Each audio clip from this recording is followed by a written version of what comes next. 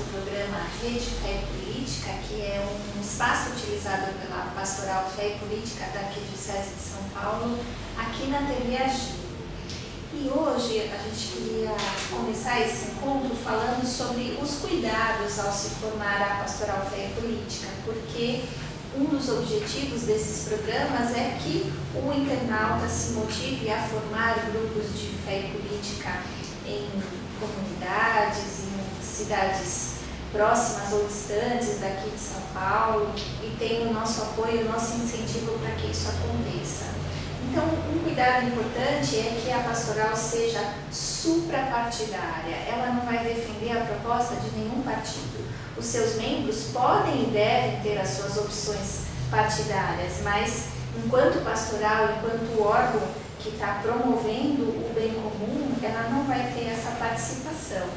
Ela tem a preocupação de estar sendo reflexiva, crítica, uma crítica que seja construída sempre promovendo a construção, promovendo a unidade, garantindo as diferenças entre os grupos, garantindo a diversidade. E ela atua na participação política. Então, para que a gente possa se preparar, para que a gente possa ter instrumentos para a participação política, o programa de hoje ele traz essa temática da participação política, onde nós temos, felizmente, grandes avanços sobre a participação aqui no cenário brasileiro, mas sabemos que há ainda uma caminhada gigante a ser feita. Mas para entender o que é essa participação e como podemos participar, o Pedro Aguerre, que é professor, sociólogo, vai estar nos ajudando a entender como é a nossa possibilidade de participação política. Olá a todos, cumprimento a todos e todas, é um prazer estar aqui na Rede Fé e Política, comentando assuntos da agenda política, do cotidiano, visando contribuir para uma reflexão nas comunidades, nos bairros, nos fóruns de discussão, ou mesmo individualmente daqueles que nos assistem na internet, né? O hábito da internet muitas vezes é um hábito individual, feito em casa, etc. E depois disso temos o desafio de levar essas discussões para um plano maior, para um plano mais amplo de discussão com outras pessoas. Vamos falar então um pouco hoje da democracia brasileira e dos níveis em que ela se coloca, em que ela nos possibilita a nossa participação. E creio que, como a Márcia muito bem introduziu, a Márcia que, além de condutora do programa, ela me ajuda a editar os temas, a gente discutiu um pouco de falar desses três níveis da democracia: a democracia representativa, a democracia participativa e a democracia direta. Em outros programas, nós aprofundamos bastante sobre a democracia participativa, ao falarmos de políticas públicas, de conselhos, de acompanhamento dos orçamentos, né, e os orçamentos, especialmente os planos plurianuais, que são os momentos em que se definem as grandes linhas, e depois disso as leis de diretrizes orçamentárias, as execuções dos orçamentos. É uma dimensão da democracia participativa. E ela se dá em grupos, ela se dá por setores de atuação. Então, o pessoal da educação monitora como está sendo elaborada a parte de educação do plurianual e observa se determinadas reivindicações estão sendo consideradas. A democracia participativa também está nos conselhos, onde se dá o acompanhamento cotidiano das políticas, conselhos que podem ser deliberativos, que podem ser consultivos, que podem ser de assessoramento na hora de elaboração das políticas e cujo funcionamento também depende de um reconhecimento e uma legitimação junto ao Estado, porque muitas vezes alguns tipos de governos desidratam esses conselhos e tiram a força. Então, a democracia participativa é algo com o que no Brasil nós temos aprendido a lidar, especialmente a partir da Constituição de 88. A democracia participativa tem uma origem interessante, que é de todos aqueles movimentos, todas aquelas mobilizações que fizeram a transição da ditadura para a democracia. Então, desde as comissões de fábrica que recuperaram o espaço organizativo dos trabalhadores, os movimentos sociais, os movimentos de moradia, é um exercício da democracia participativa que depende muito de nós e que ganhou grandes estímulos e grandes frentes de atuação na Constituição de 88. Depois nós temos, mas essa democracia participativa, ela não se sobrepõe à democracia representativa e à democracia direta. Está na Constituição, logo nos seus primeiros parágrafos, que o cidadão brasileiro exercerá a democracia de forma representativa ou diretamente, né? E o que vem a ser então essa democracia representativa e essa democracia direta?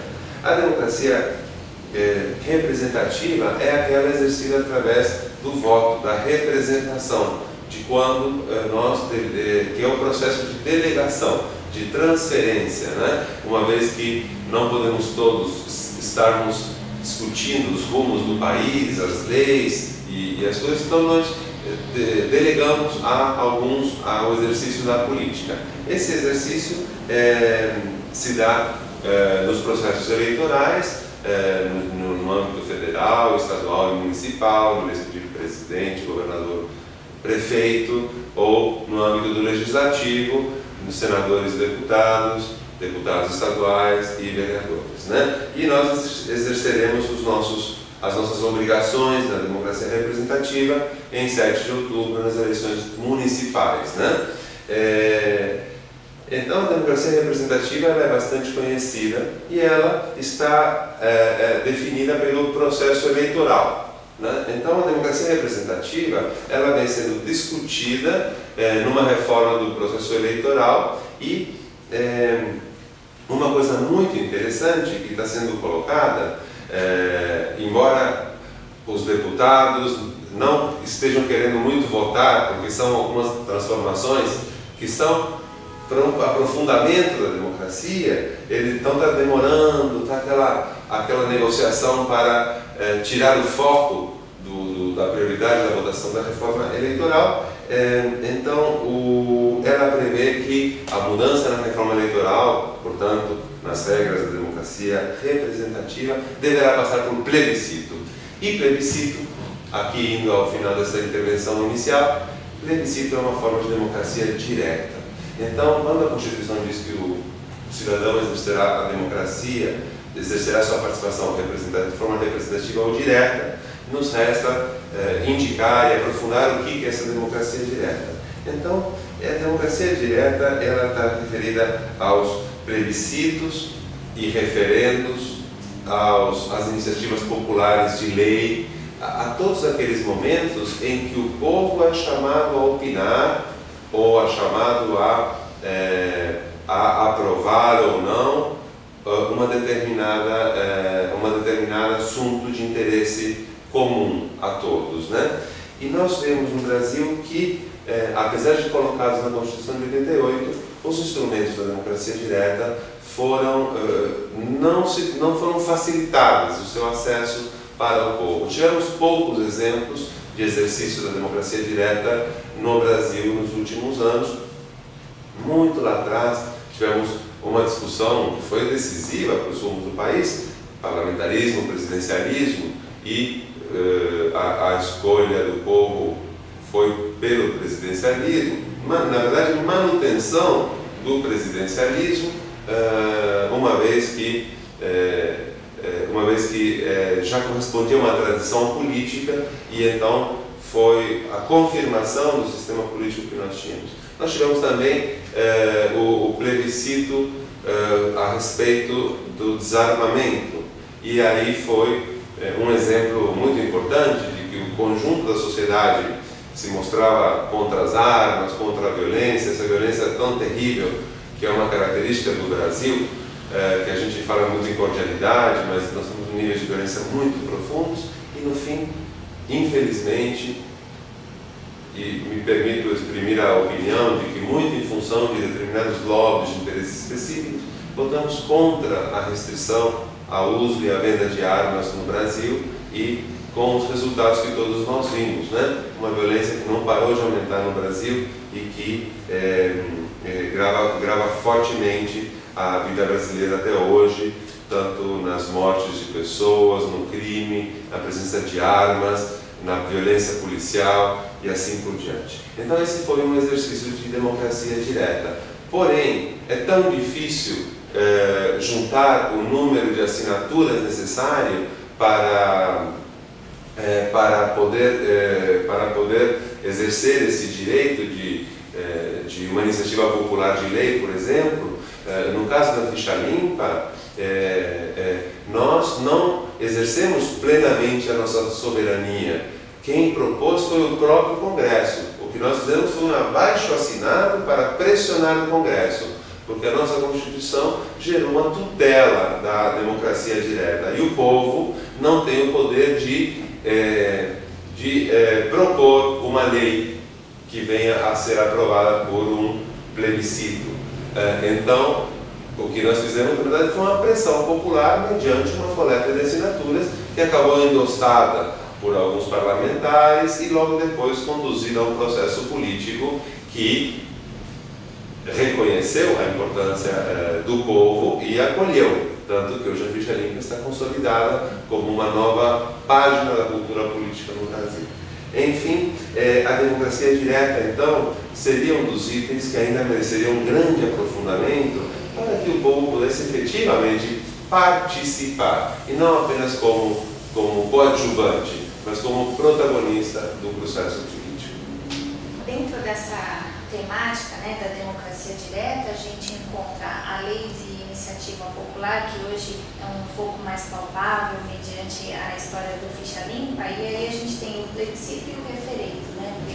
Então, fala para nós como eles se diferenciam, como que eles são, como é que é essa consulta à população, como é que isso se dá e como é que isso está dentro da reforma política, né? O que está sendo pensado, né? O que está sendo proposto. É uma pergunta importante e eu começo dizendo que há uma proposta da OAB que diz que precisamos suprimir o inciso 15º do artigo 49 da Constituição Federal, que diz que é da competência exclusiva do Congresso Nacional autorizar referendo e convocar plebiscito. Ou seja, que ainda o povo não tem o poder de propor, né? Então, quer dizer, ele é tutelado pelo Congresso, que autoriza ou não o referendo e o plebiscito.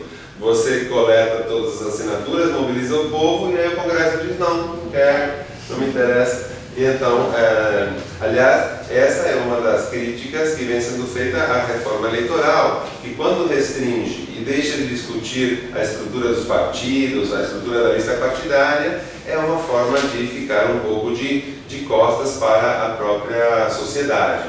O Congresso não entendeu o recado de que estamos descontentes com a estrutura atual e que desejamos mudanças. Então, daqui a pouco, quando terminar de ser votada a reforma eleitoral, acho que vai restar um gosto amargo no ar.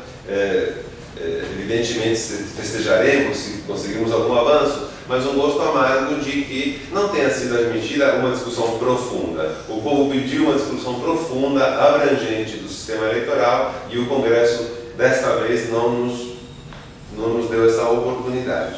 Mas, então, veja, imagine se esse Congresso ele vai votar contra ele mesmo e tirar a competência de autorizar referendo ou convocar plebiscito. Mas autorizar o referendo, então, seria a possibilidade de você concordar ou discordar de uma medida tomada. No caso, no sistema eleitoral, seria chamado um referendo para referendar a proposta de reforma eleitoral ou não referendar e, portanto, voltar como estava antes. Já o plebiscito, ele diz respeito à admissibilidade de uma questão nova no Brasil. Por exemplo, a questão da reforma agrária.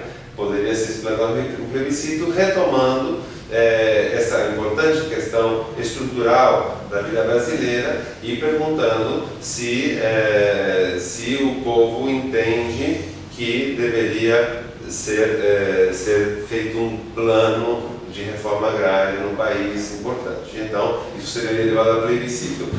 O povo brasileiro concordando com a realização, com o plebiscito que sugere a reforma agrária, aí o Congresso se debruçaria e elaboraria uma lei de reforma agrária. Então, o plebiscito ele permitiria decidir sobre um tema novo que seria uma pauta, dessa vez, do Congresso. O Congresso é eleito por nós e que, portanto, pelo menos em tese, nos representa. Muito bom. Então, nós encerramos esse bloco refletindo sobre a participação política e sobre os espaços da democracia, e em breve nós retomamos.